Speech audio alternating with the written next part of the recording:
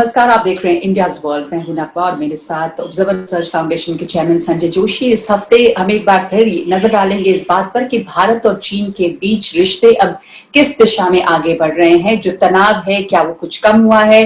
क्या हम कह सकते हैं कि किसी तरह का कोई डिसएंगेजमेंट शुरू हुआ है? आगे की राह क्या है? क्योंकि भारत और चीन के रक्षा मंत्री एक दूसरे से मिले और ये मुलाकातें जो है वो मॉस्को में हो रही है, शंघाई कोऑपरेशन ऑर्गेनाइजेशन के पटल पर एक तरह से वहां पे मुलाकात हुई। और उसके बाद विदेश मंत्री दोनों देश के मिले हैं और जब विदेश मंत्रियों की मुलाकात हुई उसके बाद 5 बिंदुओं पर सहमति हुई है। तो हम कह सकते हैं कि एक ये जो एक कंसेंसस बना है कि हम इन चीजों पर अमल करेंगे। हालांकि इन 5 बिंदुओं पर अगर आप गौर करें तो इनमें से कोई भी ऐसी चीज नहीं है जो बिल्कुल नई है और जो पहले से जितनी भी बातचीत हुई थी साल दर साल उसमें नहीं थी, ऐसा नहीं है।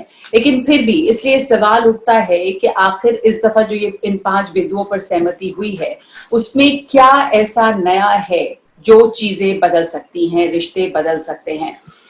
इन पर सबसे पहले संजय जी मैं आपसे ये समझना चाहूंगी कि जो 5 बिंदु हैं उन पर जो सहमति हुई है, एक एक करके देखें तो मोटे तौर पर जो सहमति है वो डिसएंगेजमेंट को लेकर हुई है, जो सैन्य कमांडर करवाएंगे। इसलिए इन बातचीत के बाद अब जो नजर है वो भारत और चीन के सैन्य कमांडरों के बीच होने वाली मुलाकात पे है कि क्या चीनी सेना पीछे हटेगी, क्योंकि डिसएंगेजमेंट या तनाव की कमी तो तभी हो सकती है। तो इनमें बहुत सारी ऐसी चीजें हैं जो जैसे डेप्सांग के 2013 में उसके बाद भी कुछ चर्चा हुई थी, कुछ बातचीत तो कई बार हुई है। अब क्या बदला है? सवाल तो यह है कि क्या हम इसको अमल में आते देखेंगे या नहीं। नगमा जी, सबसे बड़ी चीज जो बदली है वो ये है कि अगर आप पिछले 2-3 महीने का ये घटना पटल को देखें तो ये पहली बार है जबकि दोनों पक्षों ने एक जॉइंट स्टेटमेंट पर हस्ताक्षर करके आम सहमति बनाई है। ये तो जितनी बार पहले इसके बैठकें हुई हैं दोनों पक्ष अपना अपना पहलू, अपना अपना स्टेटमेंट अलग निकालते थे और एक दूसरे पर आरोप लगाते जाते थे कि चीन कहता था कि भारत ने किया है, भारत घुसपैठ कर रहा है, भारत कहता था चीन घुसपैठ कर रहा है। तो सबसे बड़ी चीज तो ये है कि पहली बार जो है एक कंसेंसस डॉक्यूमेंट बाहर निकला है दोनों पक्षों की तरफ से। वो अपने आप में एक बड़ा कदम है इस परिस्थिति में। और अगर आप देखें तो इसमें कई महत्वपूर्ण पहलू हैं इसके जिन पर ध्यान देना जरूरी है। सबसे पहली बात है, ये कहता है कि दोनों पक्ष इस बात पर सहमत हैं कि जो दोनों लीडर्स के बीच में, दोनों नेताओं, बड़े नेताओं के बीच में जो कंसेंसस बना चला आ रहा है भारत और चीन के रिश्तों को लेकर के, उस कंसेंसस से गाइडेंस हम लोगों को लेनी चाहिए और उसी पर हम आगे चलना चाहिए ताकि जो हमारे जो डिफरेंसेस हैं वो डिस्प्यूट नहीं हो जाए, वो झगड़े में परिवर्तित नहीं हो जाए। जी। दूसरी जो बड़ी चीज इसमें मुझे देखने को मिलती है कि इसमें कहीं एलएसी का नाम नहीं है। अगर आप देखें तो एलएसी का कहीं इसमें नाम नहीं है। जो बात की जा रही है वो कह रहे हैं बॉर्डर एरियाज, सीमा क्षेत्र की वर्तमान परिस्थिति, उसमें सुधार लाना आवश्यक है। जी जी। तो ये अपने आप में काफी महत्वपूर्ण है कि आज एलएसी की बात नहीं हो रही है। तो जब आप पूछती हैं कि पीछे हटने की बात हो रही है, आगे बढ़ने की बात हो रही है, क्या हो रहा है, दोनों पक्ष का पीछे हटेंगे। तो जो सबसे पहला फोकस है वो ये है कि जो सीमा क्षेत्र है, जो सीमा क्षेत्र है ये बड़ा विस्तृत सीमा क्षेत्र है। विस्तृत मतलब एलएसी वास्तव में डिफाइन नहीं है।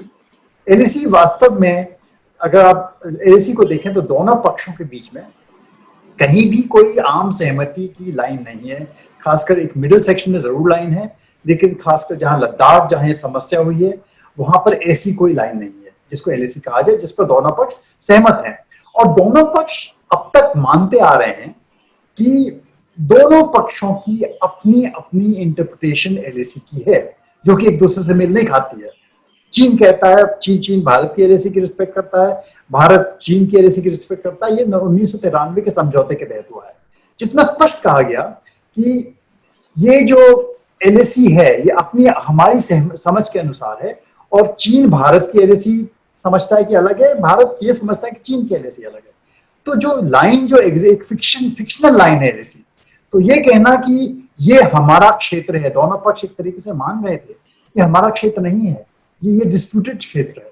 तो एक बार जब बॉर्डर एरिया की बात होती है तो जो ये विवाद एलएसी को लेकर के खड़ा हुआ है वो काफी हद तक एक मायने में थोड़ा मैं कहूंगा शांत करने की एक प्रयास है कि एलएसी से हम डिसएंगेज करें। डिसएंगेज मतलब एक दूसरे के जो आईबॉल टू आईबॉल कॉन्फ्रंटेशन हो रहा है, बिल्कुल सेना एक दूसरे के आमने सामने खड़ी हुई है, वो स्थिति अच्छी नहीं है। जिस प्रकार से पहले परिस्थिति थी कि हम लोग पेट्रोल पर जाते थे, चीनी भी पेट्रोल पर आते थे, दोनों अपने अपने जो अपनी एक इंटरप्रिटेशन है उसका उसके अनुसार मूवमेंट करते थे, कैसे उसको फिर से वापस लाया जाए। बिल्कुल जी, ये एक बात हो रही है, तो ये इस मायने में पॉजिटिव बात है।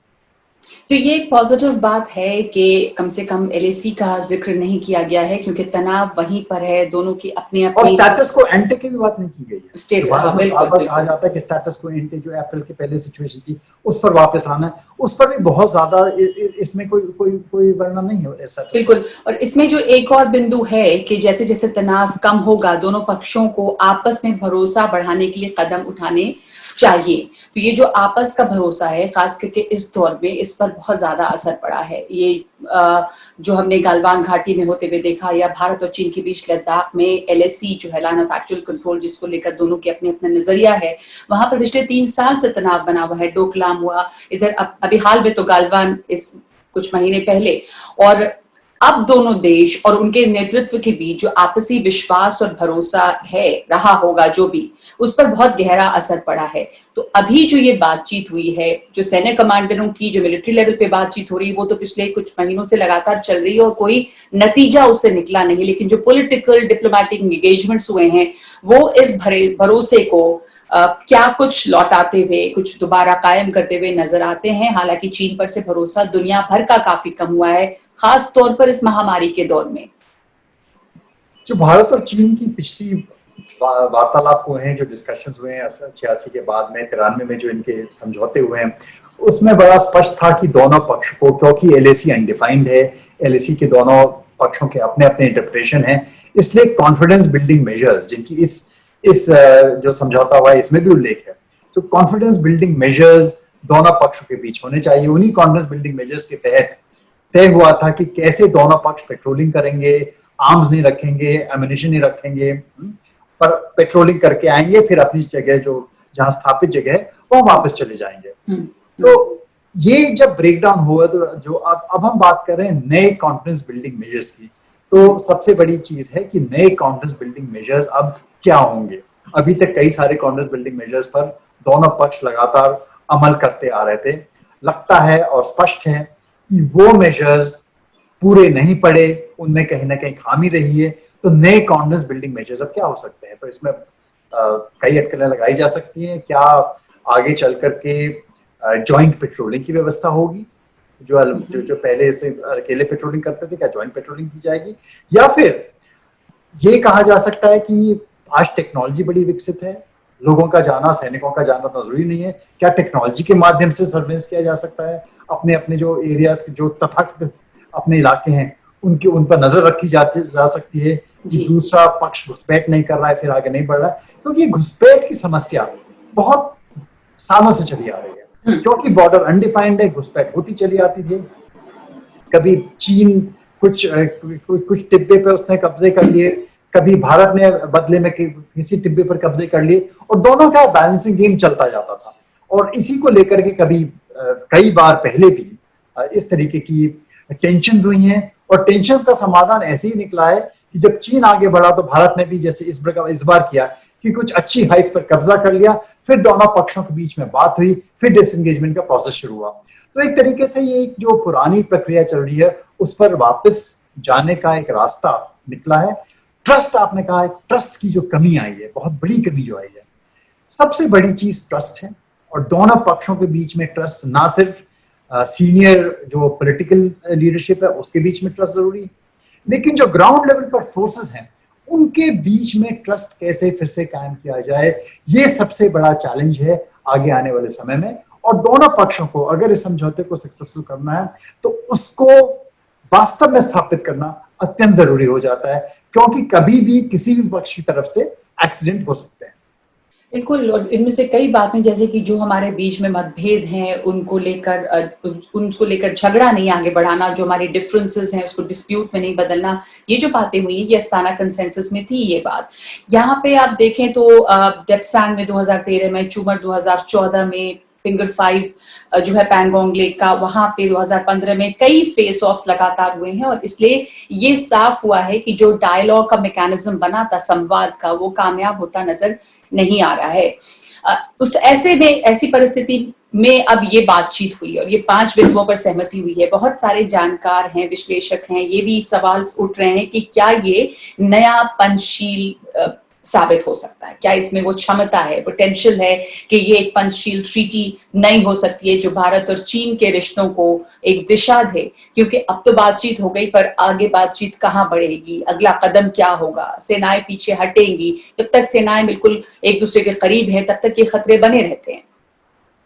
देखिए, पंचशील तो 1962 के युद्ध के पहले की स्थिति थी। पंचशील के बाद तो दोनों पक्ष आपस में उनके बीच में भारी लड़ाई हुई थी। वो पंचशील कहना मेरे ख्याल से बहुत अच्छी बात नहीं है इसको पंचशील, और ये पंचशील वास्तव में है भी नहीं। नए तरीके कैसे दोनों के बीच में विकसित हो सकते हैं, कैसे दोनों के बीच में ट्रस्ट विकसित हो सकता है, क्योंकि देखिए दोनों पक्षों में आज भी अगर आप कमेंट्री देखें तो कमेंट्री जो है, अगर आप टेलीविजन चैनल्स देखें या वहां के न्यूज़पेपर्स देखें, तो बीच बीच में बहुत ही एक युद्धरत जिस तरीके से मानसिकता है वो घर कर गई है दोनों पक्षों में। भारत में भी बिल्कुल है कि चीन से तो लड़ाई होनी है और होनी चाहिए, चीन को सबक सिखाना है। चीन में भी इसी प्रकार की बातें आती है कि भारत को ट्रस्ट नहीं किया जा सकता और भारत कभी भी कुछ भी कर सकता है, तो भारत को भी सबक सिखाना बहुत जरूरी है। दोनों पक्षों में इस वक्त एक इस प्रकार की कमेंट्री चल रही है। तो कैसे जो है टेम्पर्स कम की जाए, जो ट्रस्ट की बात होती है, कैसे दोनों देशों के बीच में फिर से ट्रस्ट कायम हो, ये ट्रस्ट कायम करना वास्तव में उतना आसान नहीं होगा पिछले कुछ महीने की घटनाओं के बाद में। क्या लेकिन कुछ रुख बदला है? जिस चाइनीज अखबार जो कि वहां की पार्टी का मुखपत्र कहा जाता है, ग्लोबल टाइम्स, उसमें अब थोड़ा एक थोड़ी सी नरमी, जैसे आक्रामक तेवर होते हैं, मतलब ये भी कहना कि अब गेंद भारत के पाले में है, इस तरह की बातें भी सामने आई। क्या लग रहा है कि कुछ चीन के तेवर अलग हुए हैं अब? देखिए, चीन के तेवर जब से भारत ने एक बराबरी का स्तर पैदा किया, जैसे हमने पिछले एपिसोड में बात की थी कि दोनों पक्षों के बीच में बात तब लेवल पर होती है जब दोनों पक्ष थोड़ी बराबरी की स्थिति में आ जाते हैं। तो जब भारत ने आगे बढ़ करके थोड़ा अग्रेसिव होकर के काम शुरू किया अगस्त के अंत में, तब हमने देखा कि तुरंत चीन में एक तरफ तो तिलमिलाहट देखी गई और उसके तुरंत बाद, उस तिलमिलाहट के बाद अब जो है चीन में थोड़ा जो जो वहां का डायलॉग, जो वहां की प्रेस आ रही है, उसमें थोड़ा एक अधिक बैलेंस स्थिति आ रही है, एक कॉशियस ऑप्टिमिज्म की आवाज दिखती है। हाँ, शायद ये सफल हो जाए। अभी भी वो कॉशियस ऑप्टिमिज्म है। अगर चीन की प्रेस को देखें, ऐसा नहीं है कि बहुत इसका स्वागत किया, लेकिन अच्छी बात है, एनहांस डायलॉग होगा, बहुत अच्छी बात है, हो सकता है निकल आए। लेकिन प्रश्न फिर भी है, बार बार ग्लोबल टाइम्स पूछता है कि क्या भारत पर भरोसा किया जा सकता है, वो प्रश्न ग्लोबल टाइम्स उठाता है। तो इस तरीके की बातें आज भी चीनी प्रेस में हो रही हैं। तो इसलिए जो आप सबसे शुरू में कह रहे थे कि ट्रस्ट स्टैब्लिश करना दोनों पक्षों के लिए इस वक्त एक बड़ा चैलेंज है, और इस समझौते की सफलता इसी बात पर निर्भर करती है कि दोनों पक्ष आपस में कितना ट्रस्ट, कितना भरोसा एक दूसरे पर आगे स्थापित कर सकते हैं। बिल्कुल, और क्या कदम उठाएंगे जिससे कि ये कॉन्फिडेंस, ये जो ट्रस्ट और भरोसा है वो बढ़े आगे?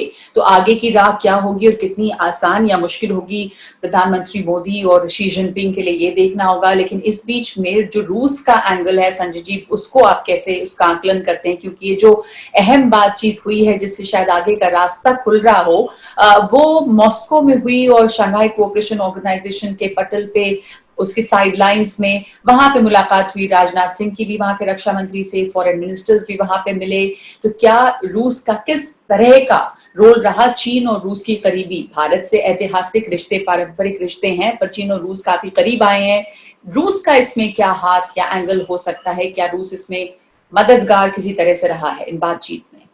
क्योंकि रूस ने कभी भी परोक्ष रूप से इसमें मध्यस्थता करने की कोशिश नहीं की है। अगर आप पिछले कुछ महीनों को देखें, चाहे वो पाकिस्तान और भारत का प्रश्न उठा हो, चाहे वो चीन और भारत का प्रश्न उठा हो, रूस ने हमेशा जो कहा है, कभी मीडिएशन का ऑफर नहीं किया। ट्रंप ने जरूर किया। ट्रंप तो जो भारत पाकिस्तान का डिस्प्यूट था उसमें भी कूद गए। चीन और जब भारत का द्वंद्व आया तो उसमें भी ट्रंप कूदे और सबसे पहले आगे आकर के बोले कि मैं मीडिएशन कराऊंगा इसको लेकर के। लेकिन रूस से कभी ऐसी बात कभी नहीं आई है। बल्कि जो वहां के फॉरेन मिनिस्टर है लैवरोव, उन्होंने बहुत स्पष्ट कहा कि भारत और चीन को कोई किसी की जरूरत नहीं है इस समस्या का समाधान निकालने में। वो खुद सक्षम है अपने बॉर्डर डिस्प्यूट्स का समाधान करने में। तो एक तरीके से दोनों पक्षों को आगे करके, और दोनों पक्षों को एक प्लेटफॉर्म जरूर मिला रूस ने शंघाई कोऑपरेशन एग्रीमेंट के साइडलाइंस में। अच्छा लंच जरूर कराया होगा लैवरोव ने दोनों के बीच में स्थिति सामान्य करने के लिए। देखिए, रूस और अमेरिका का अगर रुख देखें तो आपको समझना होगा कि दोनों का चीन की तरफ रवैया क्या है। ट्रंप के लिए चीन दुश्मन नंबर 1 है, सबसे बड़ा दुश्मन है। तो कहीं ना कहीं चाहे वो अमेरिका चाहे या ना चाहे, मैं नहीं कहता कि अमेरिका चाहता है, लेकिन अनचाहे में भी यदि भारत और चीन के बीच में हिमालय पर कॉन्फ्लिक्ट होता है, लड़ाई होती है, तो अमेरिका को जो एक फायदा होता है वो ये होता है कि चीन अपने तटीय क्षेत्रों में अपनी सेना उसकी क्षमता को कम करनी पड़ेगी। तो जो अमेरिका का कॉन्फ्लिक्ट एक पैसिफिक में उसके साथ चलता है, वहां उसको सहायता मिलती है। तो कहीं ना कहीं जो एक स्ट्रेटेजिक कैलकुलेशन है, अगर देशों का स्ट्रेटेजिक कैलकुलेशन देखें तो उसमें इस कॉन्फ्लिक्ट में अगर अमेरिका और चीन का आपस में अपने को एक दूसरे का एनिमी नंबर 1 मानते हैं, तो वहां अमेरिका के हित में है कि यहां पर कॉन्फ्लिक्ट हो। जहां तक रूस का सवाल है, रूस जो है चीन का मित्र है। वो चीन का मित्र इसलिए है क्योंकि चीन अमेरिका को बैलेंस करता है, लेकिन साथ ही साथ रूस भारत से मित्रता करना चाहता है। रूस चाहता है कि भारत सशक्त हो, भारत स्ट्रांग हो, क्योंकि भारत चीन को बैलेंस करेगा। तो एक बैलेंस एशिया के लिए जरूरी है कि चीन और भारत आपस में एक तो उनके बीच में शांति रहे और एक दूसरे को लगातार बैलेंस करते रहे। कॉन्फ्लिक्ट अगर यदि होता है तो उसमें रूस को जो सबसे बड़ा डर है, कॉन्फ्लिक्ट की स्थिति में भारत का अमेरिका की तरफ जाना एक पूरे जो बैलेंस है उसको टिल्ट कर देता है। तो इसलिए रूस चाहेगा कि इस क्षेत्र में शांति बनी रहे। तो एक ब्रॉडर आउटलुक की वजह से हाँ, रूस का एक इसमें हित है जिस ढंग से समझौता है, लेकिन रूस ने परोक्ष रूप से कोई भी इसमें कोई भी पार्ट प्ले करने से साफ मना किया है कि वो इसके बीच में नहीं आएगा। कभी भी उन्होंने दखलंदाजी नहीं की। उनका रवैया रूस का हमेशा ज्यादा परिपक्व रहा है अगर हम अमेरिका से तुलना करें, क्योंकि ट्रंप सबसे पहले ये कूद पड़ते हैं और कहते हैं कि वो मध्यस्थता को तैयार हैं, भले ही वहां से कुछ दरअसल ना हुआ हो, लेकिन वो बयान जरूर देते रहे हैं। पर रूस की जहां तक, जैसे आपने बहुत अच्छी तरह से समझाया कि क्यों रूस को जरूरत है चीन की भी अमेरिका को बैलेंस करने के लिए, और रूस को जरूरत है इधर भारत की कि वो चीन को भी एक वहां पे बैलेंस बना रहे। लेकिन ये जो पूरा इंडो पैसिफिक क्षेत्र है, उसके इंडो पैसिफिक के इस्तेमाल पे भी रूस की अपनी रेजर्वेशंस रहे हैं। इस क्षेत्र में रूस का रोल किस तरह देख रहे हैं हम? देखिए, रूस और अमेरिका का हमेशा से लंबा जियो स्ट्रेटेजिक कॉन्फ्लिक्ट चला था और हम उसको पश्चिम एशिया में देख रहे हैं, हम उसको अब आगे चल करके पैसिफिक में भी देखेंगे, पूरे क्षेत्र में देखेंगे। तो ये जो पूरा चीन और भारत का संघर्ष है, उसमें भी जो रूस का रुख है वो जो रुख है वो इसी प्रकार का है कि रूस नहीं चाहेगा कि भारत पूरा जाकर के अमेरिका के खेमे में बैठ जाए। वो चाहेगा कि भारत एक बैलेंसिंग रोल प्ले करे, चाहे वो अमेरिका और चीन के बीच में करे, चाहे वो दूसरे देशों के बीच में करे, लेकिन भारत के बैलेंसिंग रोल की उसको अपेक्षा रहेगी और वो इसी दिशा में भारत को हमेशा नज करने की कोशिश करता रहा है।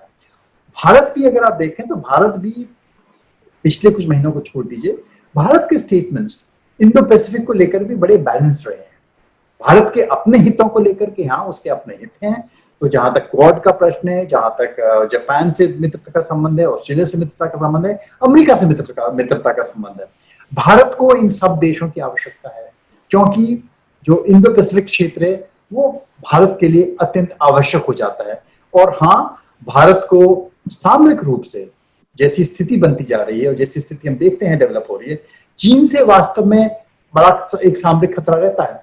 तो चीन को बैलेंस करने के लिए भारत को इन सब देशों की अत्यंत आवश्यकता पड़ती है। लेकिन भारत स्पष्ट करता आता है कि ये इसके सारे अलायंसेस चीन के विरुद्ध नहीं है।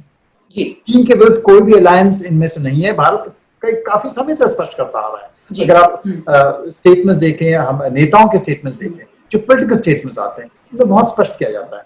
और भारत रूस से भी अपने संबंध कायम रख रहा है, जो कि अच्छी चीज है, चाहे वो आर्म्स के क्षेत्र में, दूसरे क्षेत्र में। अमेरिका से भी कर रहा है, क्योंकि भारत एक बैलेंसर का रोल वास्तव में प्ले कर सकता है। मैं पहले भी बार बार कह चुका हूँ इस परिस्थिति में जब ये कॉन्फ्लिक्ट हो रहा है, भारत की जो पोजीशन है, जहां भारत बैठा हुआ है, भारत वास्तव में बैलेंस करने का, एक नए विश्व के क्रिएशन के लिए एक बहुत अच्छा रोल प्ले कर सकता है, जो उसकी आज जो पॉलिटिकल स्थिति है। आखिर में बहुत संक्षेप में एक, अगर हम ये भारत चीन का जो टकराव और जो स्थिति बनी रही उसको देखें, और इस समय आपको क्या लग रहा है कि क्या जो ये टकराव की स्थिति, जो स्टैंड ऑफ था, ये तो नहीं कह सकते कि बिल्कुल खत्म हो गया है, लेकिन क्या उस दिशा में बढ़ रहा है? क्या ये बातचीत के बाद जो है ये तनाव कम हो जाएगा, और क्या आगे का रास्ता अभी दिख रहा है? देखिए, परिस्थिति को देखते हुए, चाहे वो भारत की परिस्थिति हो, चाहे वो चीन की परिस्थिति हो, और जो विश्व की परिस्थिति है, वर्तमान में सबके हित में है कि शांति कायम रहे। शांति है। किसी के भी हित में नहीं है कि इस वक्त एक कॉन्फ्लिक्ट हो इस क्षेत्र में। कॉन्फ्लिक्ट कभी भी नहीं होना चाहिए। लेकिन आज की स्थिति में, जब पूरा विश्व कोरोना से लड़ रहा है, जब देशों की जो आर्थिक स्थिति है वो गिरती जा रही है, खराब होती जा रही है, और वास्तव में जो सबसे बड़ी समस्या है दुनिया के सामने, वो यही है कि कैसे टूटी हुई अर्थव्यवस्थाओं को वापस जोड़ा जाए। तो ऐसी स्थिति में युद्ध शायद ही किसी देश के हित में हो सकता है। तो इसलिए हाँ, इसमें उम्मीद रखनी चाहिए कि ये सही दिशा में एक कदम है। लेकिन वास्तव में अगर ये कदम कितना आगे जाएगा, कितना आगे बढ़ेगा, वो इसी बात पर डिपेंड करता है कि दोनों देश सच्चे मन से, चीन खासतौर पर कितना भरोसा चीन पर भारत कर सकता है, और चीन की कितनी जो स्टेटमेंट्स आते हैं। वास्तव में चीन कहता है कि मुझे शांति चाहिए, लेकिन वास्तव में क्या चीन इस क्षेत्र में भारत को, जो एक उसका बराबर प्रयास चलता रहता है कि कैसे कॉर्नर कर दिया जाए, कैसे भारत को अकेला पूरे क्षेत्र में कर दिया जाए, जो लगातार उसका प्रयास चलता रहता है, चाहे वो पाकिस्तान के माध्यम से रहे, चाहे भारत के दूसरे जो बॉर्डरिंग नेशंस हैं उनके माध्यम से रहे, जो वो अपनी पैर जमाता जाता है, जब तक उसका ये रुख नहीं बदलेगा, भारत और चीन का ये सामरिक संघर्ष हमेशा चलता रहेगा। जी, और यही अब देखना होगा आने वाले दिनों में कि क्या चीन का ये रुख बदल रहा है, क्योंकि इस बातचीत का भी महत्व यही था कम से कम कि चीन ये दिखाता हुआ जरूर नजर आया कि वो बहुत ज्यादा वो बातचीत को लेकर गंभीर है, सीरियस है। वो चाहता है कि यहाँ पर सिचुएशन जो है वो बदले। तो कम्युनिस्ट पार्टी के लिए हम कह सकते हैं कि बहुत अच्छी ऑप्टिक जरूर थी, लेकिन इसको अब दरअसल अमल इस पर होगा या नहीं होगा, चीन की तरफ से किस तरह की पहल की जाती है, क्या अमल होते हैं, ये देखना पड़ेगा कि स्थिति कैसी यहाँ पर बदलती है। बहुत बहुत धन्यवाद आपका इस बातचीत के लिए संजय। इस एपिसोड में इतना ही।